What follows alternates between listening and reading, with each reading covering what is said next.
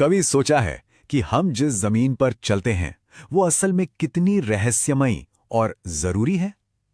आज हम उसी दुनिया की कहानी में थोड़ा गहराई से उतरने वाले हैं। जी हां, हम बात कर रहे हैं मिट्टी की। एक ऐसी चीज जिसे हम अक्सर बस यूं ही मान लेते हैं, पर जिसके बिना सच पूछिए तो हमारा होना ही मुमकिन नहीं है। तो आज इस सफर में हम क्या क्या जानने वाले हैं? सबसे पहले तो यही समझेंगे कि भाई मिट्टी आखिर है क्या।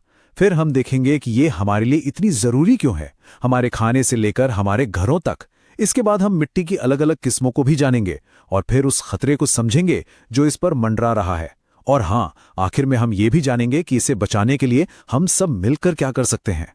तो चलिए शुरू करते हैं। और किसी भी अच्छी कहानी की तरह हमें शुरुआत करनी होगी एक बहुत ही बुनियादी, एक बहुत ही अहम सवाल से। मिट्टी आखिर है क्या? पहली नजर में यह सवाल बहुत सीधा साधा लगता है ना? पर इसका जवाब इतना गहरा है, इतना फैला हुआ है कि यह हमारी पूरी जिंदगी के ताने बाने से जुड़ा हुआ है। तो देखिए, मिट्टी सिर्फ धूल या गंदगी नहीं है, ये तो हमारी धरती की सबसे ऊपरी जिंदा परत है। एक तरह से कहें तो धरती की त्वचा। जरा सोचिए, ये खनिजों, कड़ुओं, छोटे छोटे जीवों, पानी और हवा का एक ऐसा जादुई मिक्सचर है जो एक नन्हे से बीज को एक बड़े से पेड़ में बदल देता है। यही वो जादू है जो पूरे प्लैनेट को संभाले हुए है। अच्छा, अब जब हम ये समझ गए हैं कि मिट्टी कोई बेजान चीज नहीं बल्कि एक जिंदा सिस्टम है, तो अगला सवाल ये उठता है कि ये हमारी जिंदगी में आखिर करती क्या है। मतलब ये हमारे लिए इतनी जरूरी क्यों है?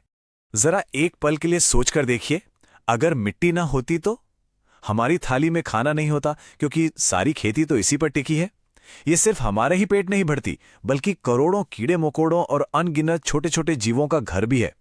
ये एक बड़े से फिल्टर की तरह हमारे पानी को साफ करती है।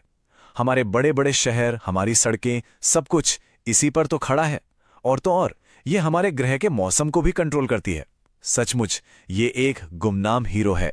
लेकिन क्या सारी मिट्टी एक जैसी होती है? नहीं, बिल्कुल नहीं। चलिए अब इस खजाने के अलग अलग रूपों पर एक नजर डालते हैं। मिट्टी की दुनिया भी काफी विविध है।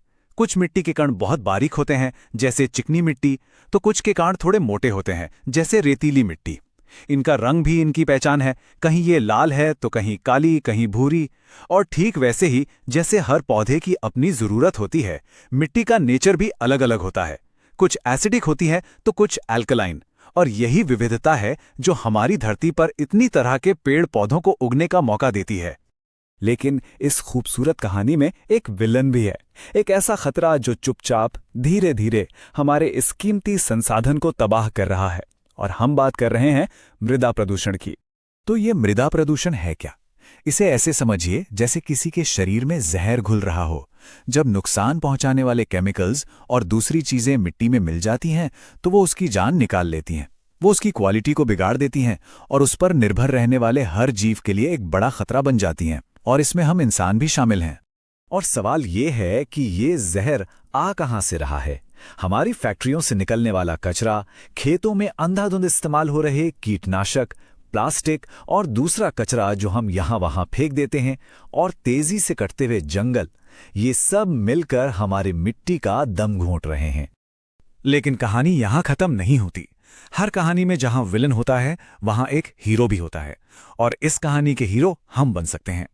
तो सवाल यह है कि हम इस बर्बादी को रोकने के लिए कर क्या सकते हैं?